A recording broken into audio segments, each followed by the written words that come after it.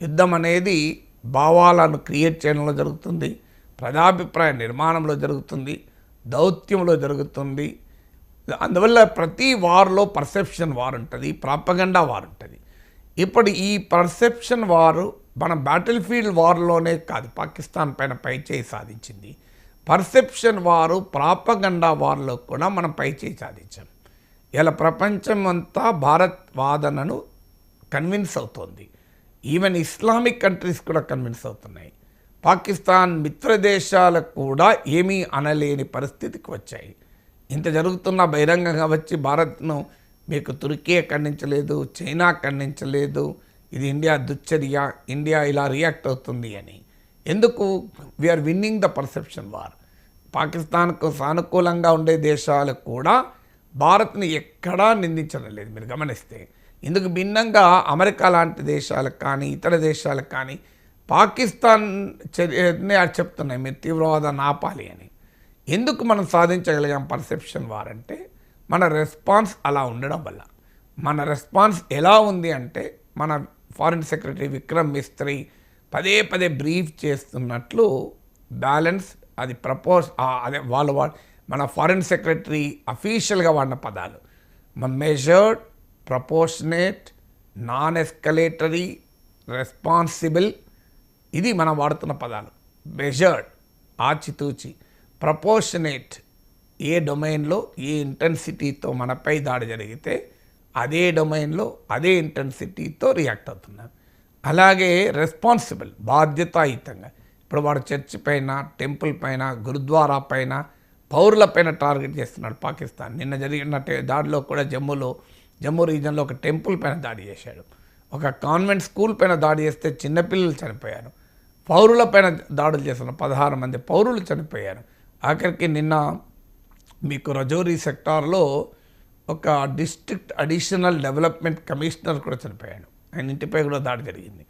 So అందువల్ల వాడేమో విచక్షణారహితంగా సివిలియన్ టార్గెట్ చేస్తున్నాడు. ఎందుకంటే మన దగ్గర ఉగ్రవాద శిబిరాలు లేవు కనుక, పాకిస్తాన్లో ఉగ్రవాద శిబిరాలు ఉన్నాయి కనుక, ఒక జైషీ మహమ్మద్ హెడ్ క్వార్టర్స్ ఉంది కనుక మనం మురీద్కే పైన దాడి చేయగలిగాం.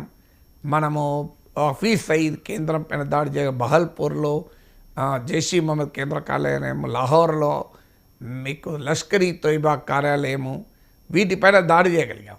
వాడికి ముర్తజా తొయిబా వీటిపైన దాడి చేయగలిగాం. ఎందుకు వాడు చేయలేకపోతున్నాడు? ఎందుకంటే మన దగ్గర లేవు కనుక.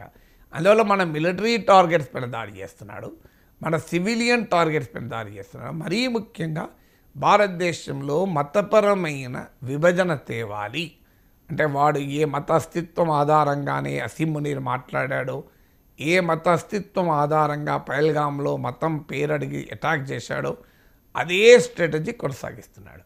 ఇందుకు భిన్నంగా మనం దీన్ని ఒక సెక్యులర్ వార్గా ప్రజెంట్ చేస్తున్నాం.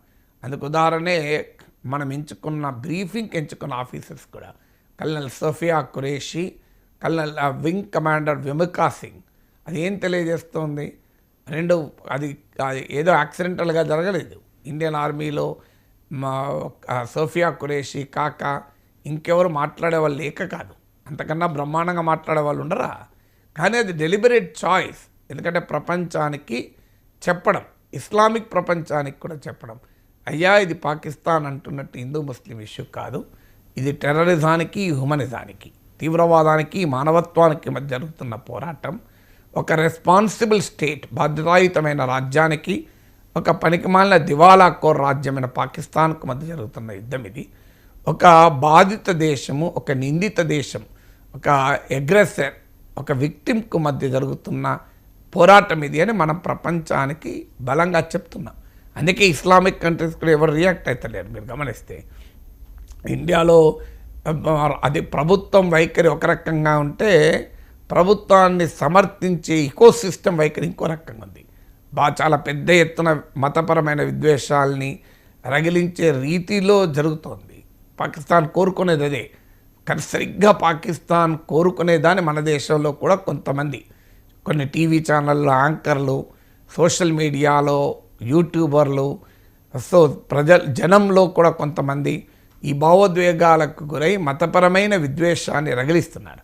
సరిగ్గా పాకిస్తాన్ అదే కోరుకుంటుంది. అసీం మునీర్ మాటల్లో అదే ఉంది, పహల్గాం తీవ్రవాదుల చేష్టల్లో అదే